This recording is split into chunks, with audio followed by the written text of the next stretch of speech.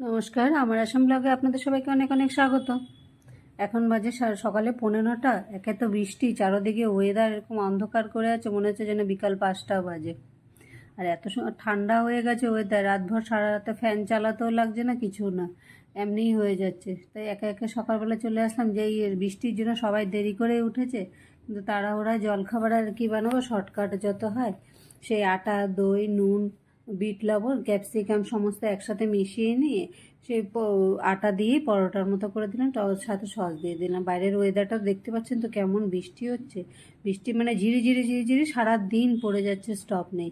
আমরা তো তাও এই জায়গাটা একটু ভালো আছি, আর যেহেতু এত উপরে কোনো প্রবলেম নেই, কিন্তু মোটামুটি যারা একটু মানে নিজস্ব বাড়ি ঘরে, মানে ভাঙা ঘরে আশপাশ এরিয়াগুলোতে আছে, প্রতিটা ঘরের মধ্যে জল উঠে গেছে। মানে যাদের হাসপাতালে পেশেন্ট আছে তারা পর্যন্ত দেখতে যেতে পারছে না, জিএমসিতে এমন অবস্থা হচ্ছে। কালকে একটা ওখান থেকে একজনে ফোন করেছে, বলছে ওরা ঘরের থেকে বেরোতে পারছে না, ঘরের ভিতরে জল, বিছনার উপরে গ্যাস উঠিয়ে তারপর সেখানে রান্না করছে।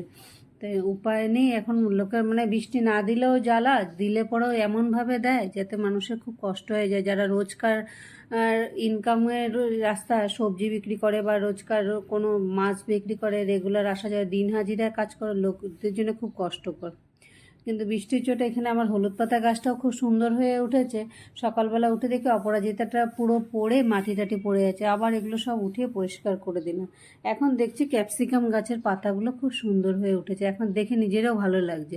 এই বড় বড় পাতাগুলো এগুলো ক্যাপসিকামের চারা সমস্ত, আর এই ছোট ছোট লম্বা লম্বা পাতাগুলো এগুলো দেশি লঙ্কা। এখন ফল কেমন হবে জানি না, কিন্তু গাছগুলো এখন দেখে আবার মনটা মানে খুশি হয়ে যায়, মানে যে যাক গাছগুলো ঠিকঠাক আছে। ক্যাপসিকামের গাছগুলো কীরকম হয়ে গেছিলো।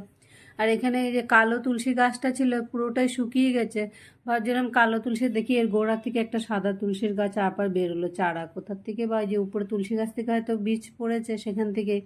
রাস্তাকে বৃষ্টি হলে সব থেকে প্রবলেম হয় রাস্তা দিয়ে যাওয়া আসা। আর এই বৃষ্টি বৃষ্টি বলে সেদিন তো খিচুড়ি বানালাম, আজকে আর কি রান্না করবো, রান্নায় সেরকম কিছু না। তাই কালকে তেলের তরকারি আছে, ডাল করেছি, আর এই যে আলুর চিপস ছিল ভেজে নিয়েছি। দুপুরে আজকে আর কিছু রান্না করব না, এটা দিয়েই খাওয়া দাওয়া করব। আর যে শর্টকাটের মধ্যে যা, আর বৃষ্টির মধ্যে না সেরকম কিছু খেতে, ঘর বাড়ি সব ড্যাম ড্যাম হয়ে থাকে, একদম ভালো লাগে না। যাই হোক, দুপুরে খাওয়া দাওয়া তেলের তরকারি, ডাল, আলু চিপস, সাথে লেবু নিয়ে বসে গেলাম, খেয়ে দিয়ে বেরিয়ে পড়বো টিউশনের জন্য।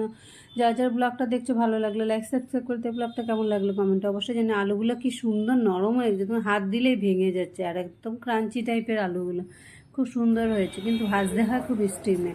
বেরিয়ে পড়লাম টিউশনের জন্য, কিন্তু এখন ভাবছি যে যাওয়ার সময় তো এখন একটু বৃষ্টিটা কম, কিন্তু আসার সময় যদি বৃষ্টিটা কিন্তু সব গলিগুলোর মধ্যে জল হয়ে গেলে তো নানান প্রবলেম হয়। এখন রাত্রে আসার সময় কিরকম পাবো জানি না। যাক, এখানে দিদির সাথে কথা বলে নিয়ে বেরিয়ে পড়লাম এবার রাস্তার দিকে। আগে রাস্তাটাকে পার করে নিই, এখন বৃষ্টিটা একটা নেই, কিন্তু রাত্রেবেলার কথা এখন চিন্তা করছি, এখন না গেলেও হবে না, অ্যাবসেন্ট হয়ে যাবে। আজকের মতো ব্লগটা এখানেই শেষ করছি। সবাইকে অনেক অনেক ধন্যবাদ আমার আসাম ব্লগের তরফ থেকে।